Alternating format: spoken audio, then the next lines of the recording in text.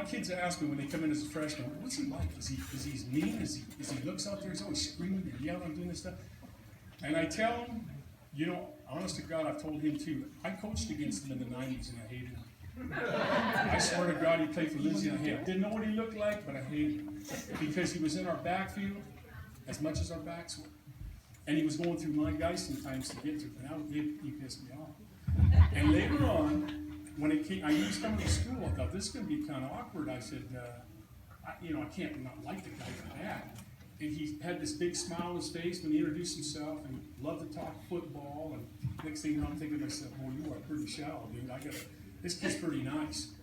And he had an enthusiasm about him and kept, talking. He loved to talk football. And the next thing you know, he's asking me to maybe if I'd like to come out and work with those guys. And I thought, God, it's been 10 years. I don't even know if kids will even understand the message I'm trying to portray anymore.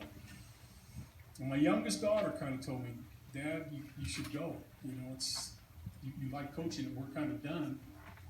So I thought I'd go and watch these guys coach. And I'll tell you what, watching Chris and Jeremy was like watching Dave and I.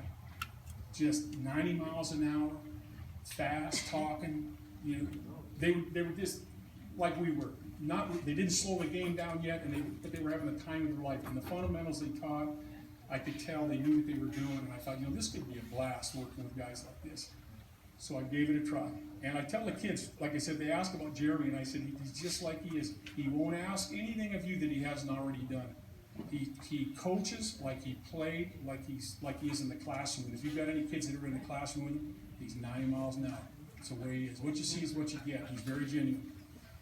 So I worked with under him as well for 7 years, and I'm telling you, I had the time of my life with these guys. They're fun, and the staff, the old Scotty Bowser.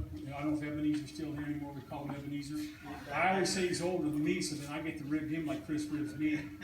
Geppetto, we call him, old man by the sea. But that was about as a complete as staff as I've ever worked with. I mean, those guys all three knew the job. And I think when you work with good people like these guys, I was mentored by the right folks. I really was. And when I was younger, and then I get to work with the right people. When you work with good people, you stand out. So I'm here really on the backs of the folks that got me here when I was younger, and the guys I coached with, and the guys that played for me.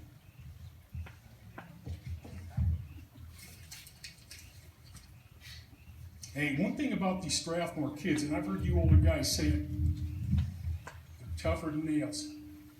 You can't run them off. I tried to run them off when I was younger. I swear to God, Dave and I were so hard on these kids, we'd run the dog snot out of them. 15 of them, 14 of them. And they'd be back the next day just wagging tails, ready to go. And my brother's coached up north. He's worked with some of these